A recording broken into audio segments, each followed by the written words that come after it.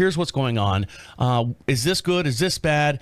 And then it's gonna get even worse, because then you're gonna have all these different opinions. You're gonna have horse people that are gonna have all these different opinions because you're not putting the saddle on right, and if you're gonna do this style of riding, we don't do that. We're from we don't do that at our barn. That type deal, the us and them type deal. Well, also they were talking about having an inspector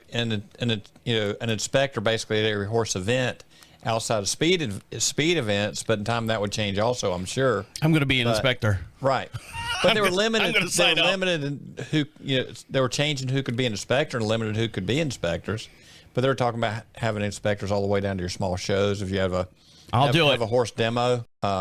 You know what it's going to be the equivalent of? And the cost of $1,000 per inspector per day. You know what it's going to be the equivalent of? Right. You ever seen like Little League baseball? Right. When you drive by a middle school or a high school, not high school, but elementary school, and you see the little kids out there and they're playing like Little League baseball, and someone's dad's the umpire of the day, and he gets like $25 to do the umpiring because he went to a school or an online school and stuff. You're going to have all these lower tier inspectors that are just showing up, oh, that's my daughter up there on the horse, and I'm an inspector, that type of stuff. You're going to have these lower level people. Well, they were limiting, you had to be a vet tech or a veterinarian.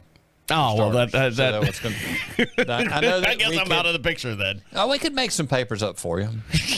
For some documents, get Chat GPT to create something for me. There's something out there online that you could be, whatever you want to be. And they're looking at my paperwork. They're like, approved by Mike Stein? Who's that guy? No, I was going to use somebody else's name. Oh, okay.